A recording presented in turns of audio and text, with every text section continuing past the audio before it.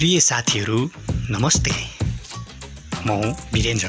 Hello technical friends, सदाझै आज पनि हजुरलाई मेरो च्यानलमा आज चाहिँ म अटोक्याडको बेसिक्स टुलहरू सम्बन्धी र टुलले के कस्ता कामहरू गर्छ भन्ने बारेमा भन्न गइरहेको छु है त आदरणीय साथीहरू। यो लाइन यसले चाहिँ लाइन तान्ने काम गर्छ हैन, यसरी चाहिँ लाइन तान्ने काम गर्दछ र यसको काम भनेको अनि त्यसपछि यो भनेको कन्स्ट्रक्सन लाइन, यसले भनेको यस्तो किसिमको लाइनहरू ड्र गर्न सकिन्छ हैन आदरणीय साथीहरू।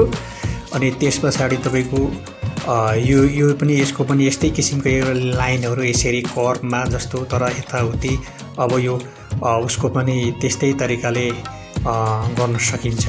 अब यो हेक्जनल यसको पनि काम भनेको चाहिँ यस्तो किसिमको फिगरहरू ड्र गर्ने। अनि त्यसपछि यो भनेको ट्रायंगल तपाईलाई थाहा छँदैछ।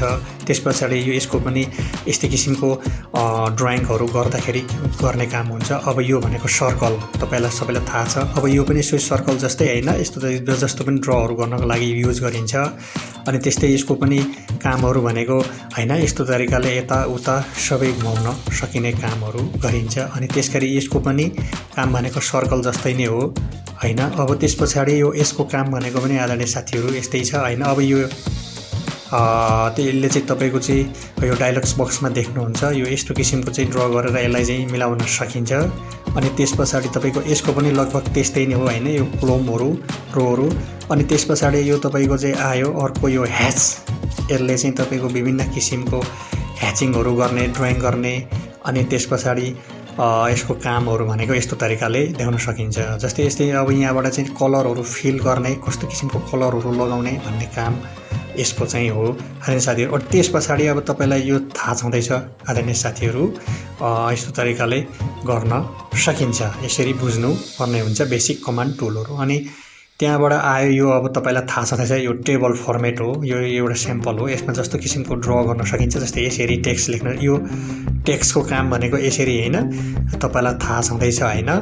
अब यता आयो आदरणीय साथीहरू, अब यो भनेको चाहिँ तपाईको यसले चाहिँ इरेज गर्छ हैन। यो इरेज भनेको त तपाईलाई सिम्पलै थाहा छ, यसले मेटाउने काम गर्दछ आदरणीय साथीहरू। त्यसपछि यो भनेको कपी, यो पनि एउटा इम्पोर्टेन्ट टुल्स हो आदरणीय साथीहरू। कपी भनेको एकबाट धेरै कपी गर्ने, पेस्ट गर्ने गरिन्छ नि हैन।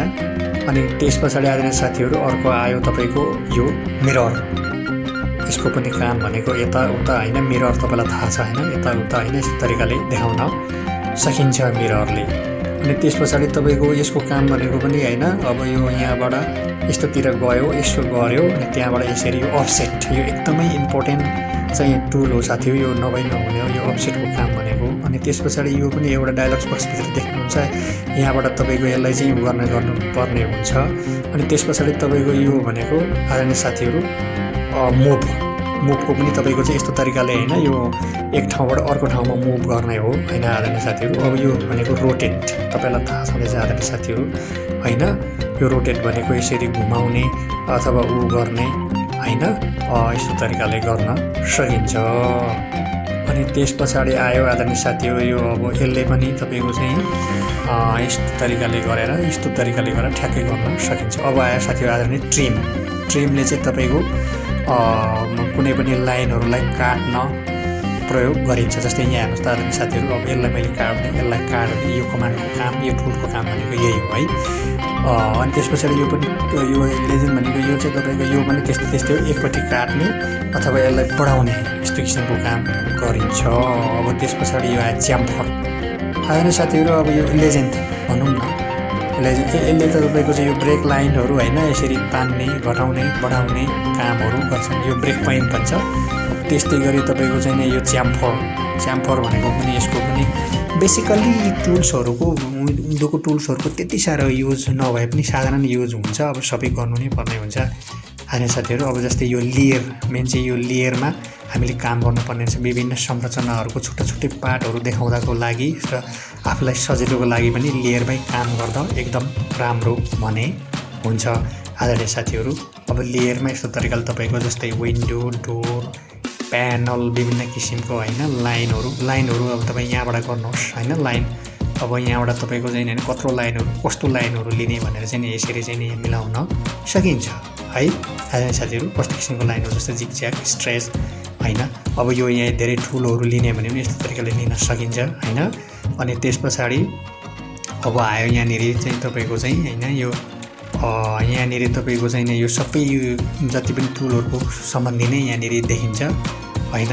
अनि अर्को आयो तपाईको चाहिँ अब यो यहाँ यसरी यो देख्नुहुन्छ यो युनिटको बारेमा पनि मैले अगाडि पनि धेरै भनेकै छु हैन। आज नि साथीहरू अब यो यस्तो तरिकाले सबै मैले तपाईहरुलाई अगाडि पनि मैले एउटा भिडियोमा भनेको छु। अब तपाईको यो यसरी गर्ने इन्जिनियरिङ गर्ने यसलाई यो स्केलहरू मिलाउने स्केलहरू यसरी मेजर गर्ने हैन। त्यसपछि यो डाइमेन्सन लाइनको सम्भवतः यो एउटा यो बुझ्नै पर्ने कुरो चाहिँ एउटा डाइमेन्सन स्टाइल पनि हो हैन। डाइमेन्सन लाइनलाई यसरी सेट करेन्ट गर्नुहोस् अनि त्यसपछि यहाँनिर छिर्नुहोस् लाइनमा छिर्नुहोस् लाइन यस्तो किसिम कस्तो लिनुहुन्छ यहाँ तपाईको चाहिँ डायलग बक्समा छँदैछ। अनि त्यसपछि यो तरिकाले अब तपाईको चाहिँ हैन यो सबै यो गर्ने अनि त्यहाँबाट तपाईको चाहिँ स्याम्पलमा छिर्ने कस्तो किसिमको दिन सक्नुहुन्छ हैन। त्यो हो। अनि यो टेक्स्ट भयो हैन। टेक्स्टमा पनि यसरी कलरहरू लिने अनि यहाँ मिलाउने डिजाइन गर्ने। अब यस्तो हेर्नु त यो डायलग बक्समा देखे जस्तो तपाईँ चाहिँ विभिन्न त्यहाँ चाहिँ हैन डायलग्स बक्स अथवा उसमा चाहिँ देखाइरहेको छ हैन। यो यसरी सबै यहाँ मिलाउन सकिन्छ आवश्यकता अनुसार। यसलाई इन्जिनियरिङ गर्नुहोस् अनि यो पनि स्किल चोइस गर्नुहोस् हैन। अनि यस्तो तरिकाले ठ्याक्कै यसरी मिलाउन सकिन्छ। आदरणीय साथीहरू अब यो लगभग सबै यो ठिकै छ। यो दुईटा ठिक छ। यसपछि अब डाइमेन्सन पनि भयो हैन आदरणीय साथीहरू। अब यस्तो तरिकाले डाइमेन्सन दिँदाखेरि म तपाईलाई यहाँ देखाउने छु हैन। एउटा ट्रायंगल गरेँ मैले र डाइमेन्सन भनेको डाइमेन्सन अब यस्तो तरिकाले हैन ठ्याक्कै यसरी दिन सकिन्छ। मैले अहिले यो चाहिँ एमएममा गरेको छु अथवा मिलिमिटरमा गरेको छु आदरणीय साथीहरू। म यो यसलाई फिटमा इन्चीमा सेन्टिमिटरमा एमएममा जसरी गर्न पनि सकिन्छ हैन। यस्तो तरिकाले ठ्याक्कै गर्न सकिन्छ आदरणीय साथीहरू। अब यी सबै यी नै बेसिक्स कुराहरू हो। यति कुराहरू चाहिँ हाम्रो 2D मा चाहिँ हामीले गर्न सक्यौँ भने एकदमै हामीलाई सजिलो हुन्छ। यी कमान्ड टुलहरूको जान्नै पर्ने अति आवश्यकता कुराहरू चाहिँ यिनै हुन् हैन। बेसिक कुराहरू अब 3D हरूमा अलिक एडभान्स अहिलेका युट्युबहरूमा राम्रो तरिकाले अरू धेरै टुल्सहरू मोडिफाइड तरिकाले दिएको हुन्छ र बेसिकल्ली चाहिने टुल्सहरू भनेको चाहिँ यिनीहरू नै हो।